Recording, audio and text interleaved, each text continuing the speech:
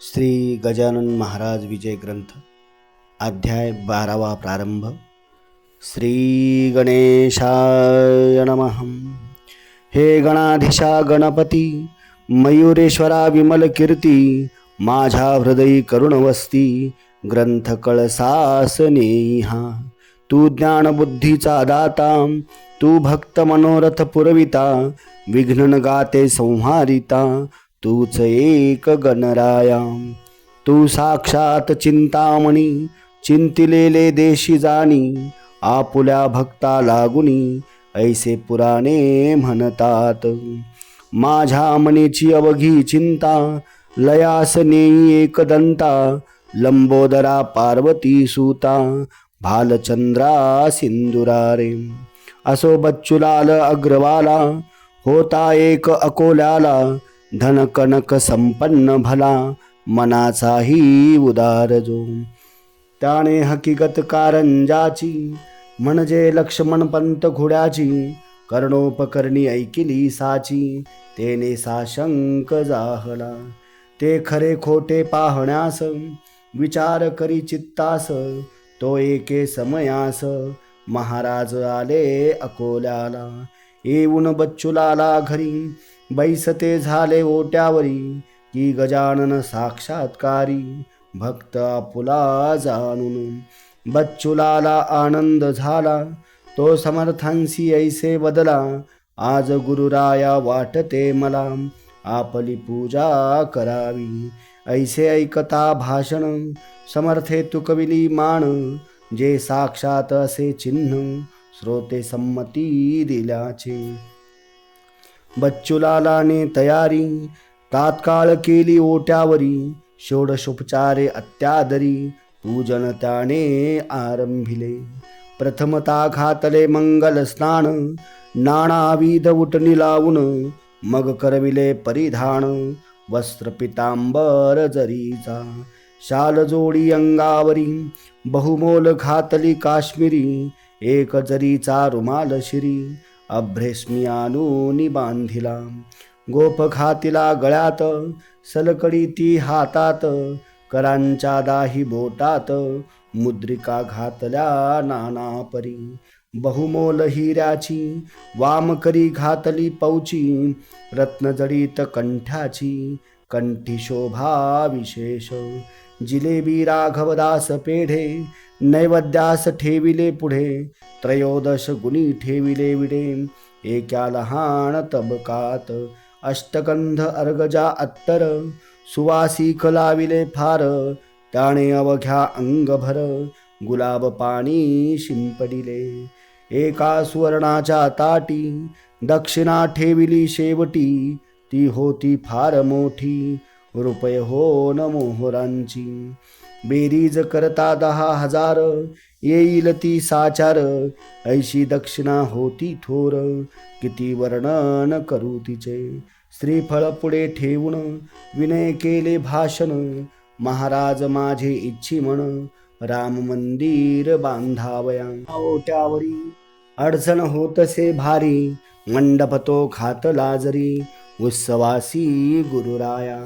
त्या माझ्या मनोरथा, पूर्ण करी ज्ञानवंता, ऐसे म्हणून ठेविला माथा, अनन्य भावे पायावरी. त्यावरी साधू गजानन, देते झाले आशीर्वचन, श्री जानकी जीवन, तुझा करील पूर्ण हेतू. असो आज तू हे काय केले, मला पोळ्याचा बैल बनविले, हे अलंकार घालून भले, त्याचे काय कारण. मी न बैल पोळ्याचा, अथवा घोडा दसऱ्याचा, मला या दागिन्यांचा, काय सांग उपयोग. अरे हे अवघे विष, मला नको त्यांचा स्पर्श, या नसत्या उपाधीस, माझ्या मागे लावू नको.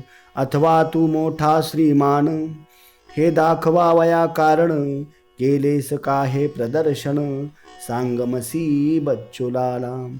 जे आवडते जयासी, तेच द्यावे तयासी, मी वेडा पिसा संन्यासी, नागवा फिरतो गावभर. हे अवघे तुझे तुला, लखलाभ असो बच्चूलाला, तुम्हा प्रापंचिकाला, या द्रव्याची जरूर. माझा यजमान भीमातटी उभा विटेसी जगजेठी, तो काय माझ्यासाठी. हे वैभव द्याया तयार नसे, ऐसे म्हणून काढिले दागिने अंगावरचे भले. चहू बाजूस फेकिले वस्त्रांची ही तीच गती. दोन पेढे खाऊन निघून गेले गजानन, हा प्रकार अवलोकून केला शोक अकोल्यात बहुतांनी. त्यात काही कारंजाचे लोक हजर होते साचे, ते म्हणती आपुल्या वाचे अभागिया मुचा लक्ष्मण. त्याने बच्चूलाला परी पूजन केले आपुल्या घरी, परी कचरला अंतरी मोहधनाचा धरून. वरघडीचे भाषण केले विनय दाखवून, ते का समर्थान कारण समजणे अशक्य आहे हो. जीवी पूजा दांभिकांची शब्दमयी असते साची, पूर्तता महावस्त्राची होते त्यांची अक्षतेने. शर्करा खंड खाद्यानी ऐसे म्हणून या वदनी, कुचका दाना आणोनी ठेवी पुढे भुईमुगाचा. अशा दांभिक पूजनाचे फलही त्याच स्वरूपाचे, वाटोळे लक्ष्मणाचे याच कृतीने झाले हो. हा बच्चूलाल धन्य धन्य, जैसे केले भाषण तैसेच ठेविले वर्तन, जवाहून न आगळे. आता याच्या वैभवाला ओहोटहान शब्द उरला, संत कृपा झाली ज्याला तो सुखीच राहतसे. बच्चूलालांनी तपास केला अवघ्या कोल्यास, परीन लागला थांग त्यास समर्थांचा कोठेही. असो एक पितांबर नावाचा शिष्य शिंपी जातीचा, होता गजानन महाराजांचा शेगावी मठामध्ये. त्याने सेवा बहुत केली तपश्चर्या फळा आली, एके दिनी ऐसी झाली गोष्ट ऐका मठात. फाटके तुटके धोतर नेसला होता पितांबर, ते पाहून गुरुवर ऐशारीती बोलले. अरे तुझे नाव पितांबर, नेस ज्ञान धडके धोतर. धुंगणास पाहती नारी नर, ते तरी झाक वेड्या. नाव म्हणे सोनूबाई, हाती कथलाचाही वाळा नाही. नाव पाहता गंगाबाई, आणि तडफडे तहानेने. तशातलाच प्रकार आहे तुझा साचार, हे फाटके धोतर पोतेऱ्याच्या उपयोगी. तेच नेसुनी बैससी ढुंगण जगाला दाविसी, हा घे दुपेटा देतो तुसी नेसावया कारणे. तो न करिता अनुमान राहे बाळा नेसून, यासी नको सोडू जाण कोणी काही केले तरी. पितांबर दुपेटा नेसला हे असह्य झाले इतराला, भाऊच घातकी भावाला होतो स्वार्थ दृष्टीन. तो वेडा वाकडा प्रकार कशास बोलू साचार, गटाराचे उघडिता द्वार घाण मात्र सुटते हो. श्री गजानन स्वामी प्रत शिष्य होते असंख्यात, परी अधिकारी तयात दोन्ही हातांच्या बोटा इतके.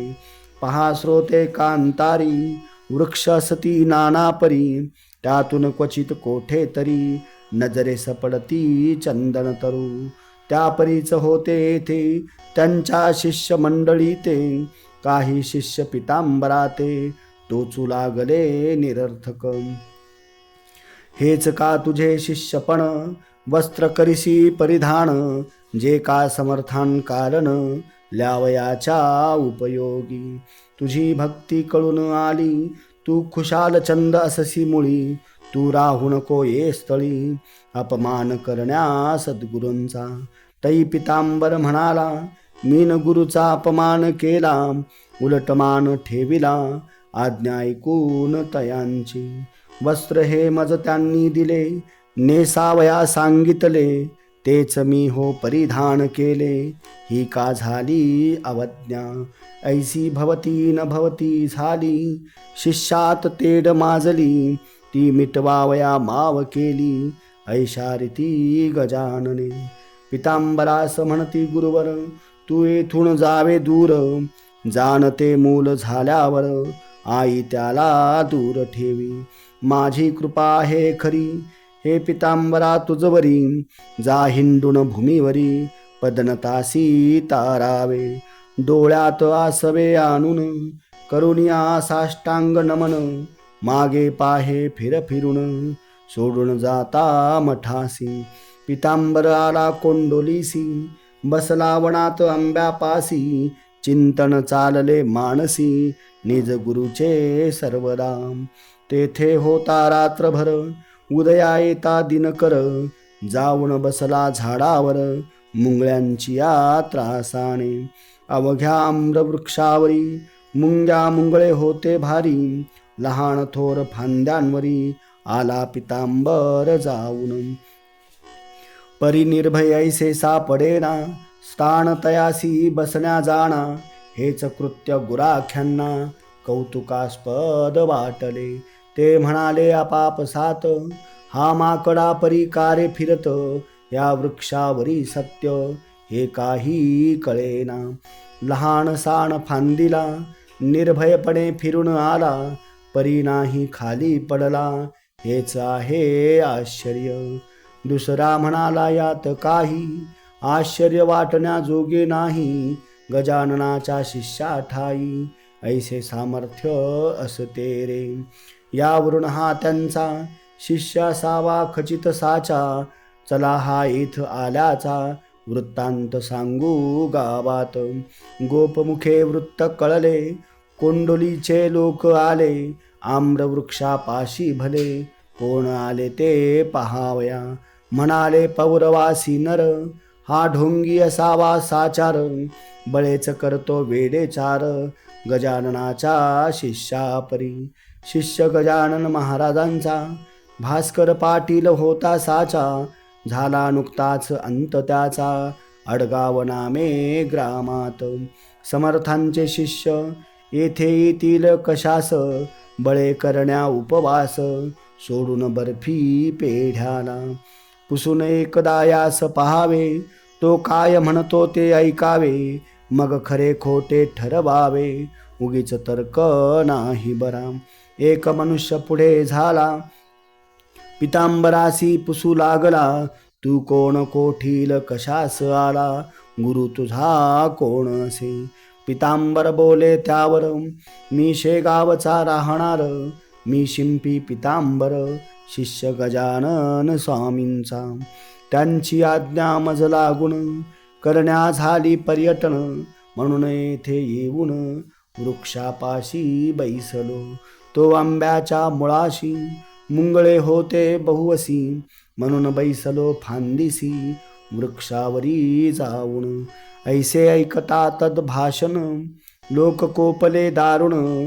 अरे मोठ्याचे नाव सांगून चेष्टा ईशा करू नको. काय म्हणे मी राजाची राणी आवडती आहे साची. कळगी भरण्या पोटाची आले मजुरी करावया. देशमुख त्या गावीचा शामराव नामे साचा. तो बोलला ऐसी वाचा, अरे सोंगाड्या ऐक हे. स्वामी समर्थ गजानन प्रत्यक्ष आहे भगवान. त्यांचे नाव सांगून बट्टा त्यांना लावू नको. अरे वेड्या एका काळी त्यांनी ऐसी कृती केली. ऋतू नसता आणवली फळे आम्रवृक्षाला. त्यांनी फळे आणवली तू नुसती पाने आणभली. नाही तरी यास्तली तुझीन धडगत लागेल. हा बळीराम पाटलाचा वृक्ष वठलेल्या आंब्याचा. तो पर्णयुक्त करी साचा आमच्या देखत ये काळी. ऐसे न जरी करशील तरी मार खाशील. खरा असल्यास होशील वंद्य आम्हा कारणे. काकी शिष्य सद्गुरूंचे काही अंशी निगती साचे. बापा त्यांच्याच तोडीचे हा हे न्याय जगी. नको करू उशीर हा आंबा करी हिरवागार. ते ऐकता पितांबर गेलासे घाबरून. बोलला ऐसे नाडू नका माझी सारी कथा ऐका. एका खाणीत निगती देखा, हिरे आणि गारा हो. तैसाच मी गार परी, गजानन शिष्या भीतरी, बोललो नाही वैखरी, यत्किंचित खोटे हो. गारेवरून खाणीस, नाही येत जगी दोष, मी निज गुरूंच्या नावास, चोरून कैसे ठेवावे. श्यामराव म्हणे त्यावर, नको करू चरचर, संकट शिष्यास पडता थोर, ते धावा करीती सद्गुरूंचा. मग तो शिष्य त्यांचा जरी, नसला कृतीने अधिकारी, तरी सद्गुरूंचा प्रभाव करी, साह्य त्या आपल्या शिष्यास. ऐसी झाली आड विहीर, पितांबरासी साचार, झाला बिचारा चिंतातूर, काही न सुचे तयासी. त्या वठलेल्या झाडापाशी, मिळाले अवघे पौरवासी, काय होते ते पहावयासी, मुले बायका समवेत. निरुपाय होऊनी अखेर, पितांबराने जोडिले कर, स्तवन मांडिले अपार, आपुल्या सद्गुरु रायांचे. हे स्वामी समर्थ गजानना, ज्ञानांबरीच्या नारायणा, पदनताच्या रक्षणा, धाव आता ये काळी. माझ्यामुळे दोष तुला, येऊ पाहतो भक्त पाला, आपुल्या ब्रिदासाठी पाला, आणि आम्र वृक्षासी. माझी भिस्त तुझ्यावरी, पाव माते लवकरी, ना तरी आली पाळी खरी, मजला येथे मरण्याची. प्रल्हाद खरा करण्याला, स्तंभी नरहरी प्रकटला, जनी चढविता सुळाला, त्याचे पाणी जाहले. जनीचा भार देवावर, माझा आहे तुझवर, संत देवात अंतर, मुळीच नाही राहिले. देवतेची असती संत, संततेची देव साक्षात, मला लोक म्हणतात शिष्य गजाननाचा. माझे काही महत्व नाही, ते अवघे तुझ्या ठाई, पुष्पामुळे किंमत येई, जगी सूत्रा कारणे. तू पुष्प मी आहे सूत, तू कस्तुरी मी माती सत्य, तुझ्यामुळेच आलेथ संकट हे माझ्यावरी. आता न माझा अंत पाही, गुरुराया धाव घेई, या वठलेल्या वृक्षा ठाई, आणि परणे कोमल.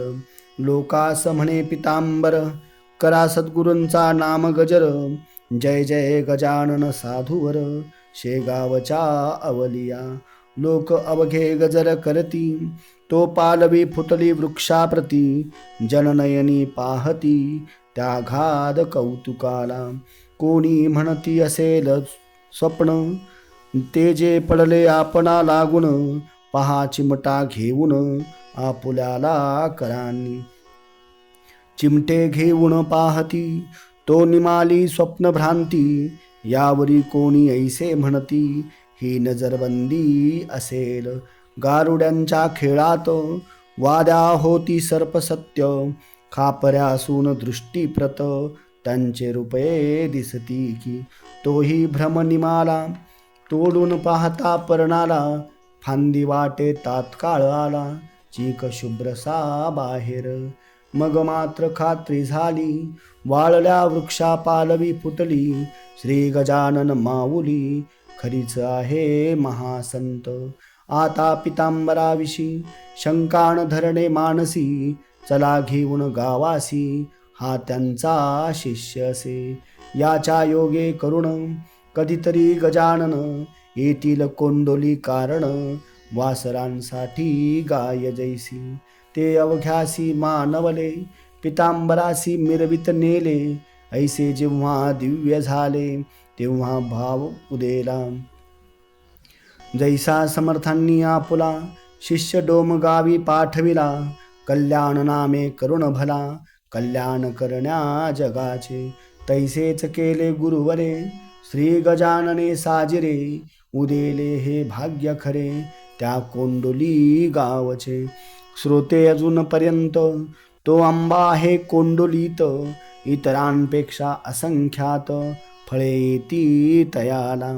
त्या पितांबराचे भजनी, कोंडोली गाव लागला जाणी, जेथे जाईल हिरकणी तेथे ती मूल पावे.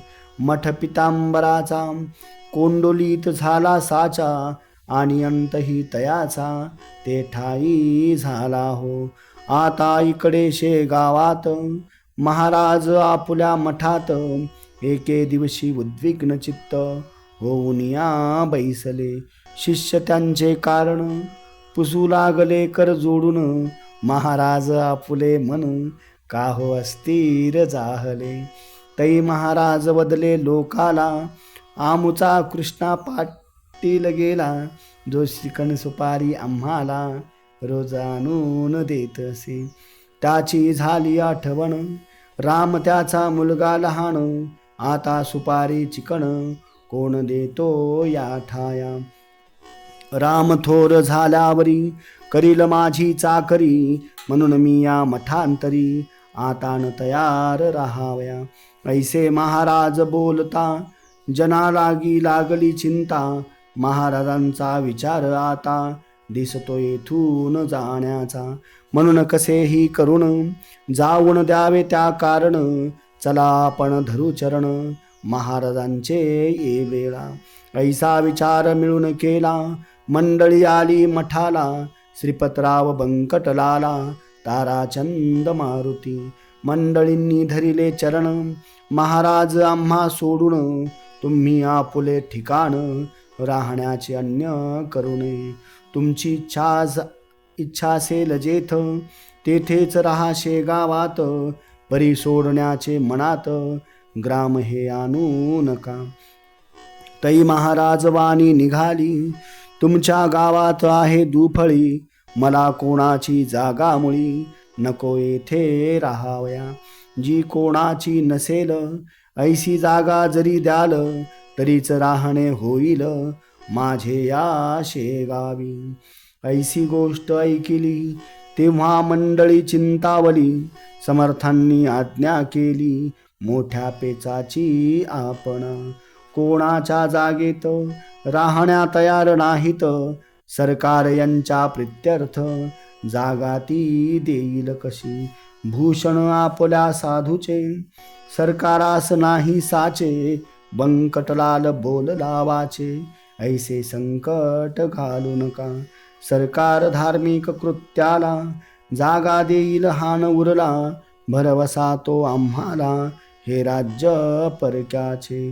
म्हणून आम्हापैकी कोणाची जागा घ्या मागून साची. आहे तयारी आमुची ती तुम्हा द्यावयास. समर्थे केले भाषण काय हे तुमचे अज्ञान. जमिनीची मालकी पूर्ण आहे सच्चिदानंदाची. राजे कित्येक भूमीवरी आजवरी झाले तरी.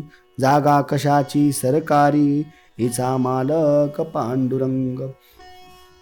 व्यवहार दृष्ट्या मालकपण येते राजा लागून. त्याचे नाही भूषण तुम्ही प्रयत्न करा जा. जागा मिळेल प्रयत्न करिता पुढे नका बोलू आता. हरिपाटलाच्या हाता यश येईल निसंशय. हरिपाटलाकडे आली मंडळी ती अवघी भली. त्याच्या सल्ल्याने मागितली जागा अर्ज करून. बुलढाण्याचा सर्वाधिकारी साहेब होता नामे करी.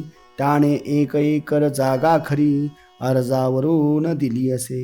आणि ऐसे म्हणाला तुम्ही 2 एकरांस्तव अर्ज केला. परी मी तूर्त तुम्हाला 1 एकर देत असे. तुम्ही 1 वर्षात जागा केल्या व्यवस्थित.